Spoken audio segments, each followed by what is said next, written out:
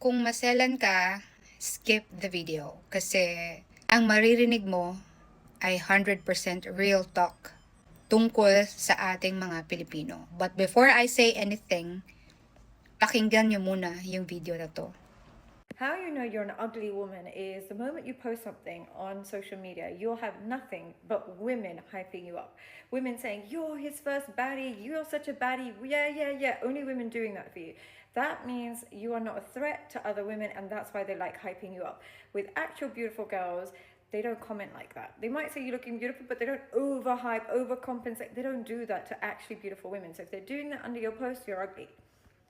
Yung mga totoong magaganda, I'm sure nakaka-relate kayo nito. But I want to share something na talagang first-hand kong nakikita. Sa panahon ngayon na lahat ng tao sobrang active sa social media, makikita mo naman ang quality ng post. Usually talaga, yung mga nagsasabi ng totoo, sila yung masama. Sila yung maarte, sila yung insecure. Pero, hindi nyo ba naisip na maybe yung mga nagsasabi ng maganda, sila yung nagsisinungaling? Yung puti yung nasa bibig, pero itim naman pala yung nasa puso. Let me give you an example. Merong magkaibigan. Yung anak ng kaibigan niya, sobrang itim, sobrang taba, tapos marami pang tagyawat yung bata. And then, kapag nagpo-post sa social media, sinasabihan siya lagi na, "Oh, ang cute naman ng anak mo, ang cute. So, naiisip ko, saan ba yung cute doon? Nasaan ang cute? Ubis ang bata, sobrang itim pa. Not that I don't like maitim but I'm just telling you kung ano yung nakikita ko. Tapos maraming tagyawat. Saan yung cute doon? Obviously, masasabi talaga na nagsisinungaling yung mga nagko-comment doon. Kaya may point talaga yung video na to na kung sino pa yung hindi kagandahan, yun talaga yung pinupuri kasi hindi naman sila nai-insecure. And then, in their hearts, natatawa sila kasi naniwala ka naman, bola lang naman yun, 'di ba? Bakit ba ang hilig ng mga Pilipino sa bola?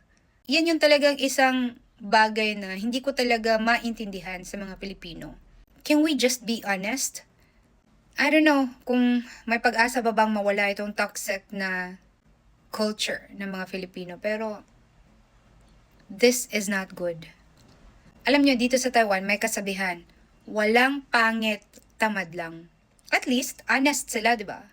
Na if you think you're ugly, pero kung masipag ka, nag-skincare ka, nagbe-makeup ka, inaayos mo yung buhok mo, so gaganda ka talaga. At least, di ba, diretsahan, hindi yung pinupuri mo yung tao na maganda ka, pero pinagtatawanan mo pala sa puso mo. Imbis na yung mga maganda talaga, purihin mo, hindi mo kayang purihin kasi nai-insecure ka. Kaya right after ng meeting ko, when I saw this video, share ko kaagad kasi para sa akin, it's about time na maging truthful tayo. Kung wala tayong magandang masabi, wag na lang magsinungaling. And whether you like it or not, nasa end times na tayo, marami ng mga signs, it would be nice na simulan nating magbago at piliing maging mabuting tao.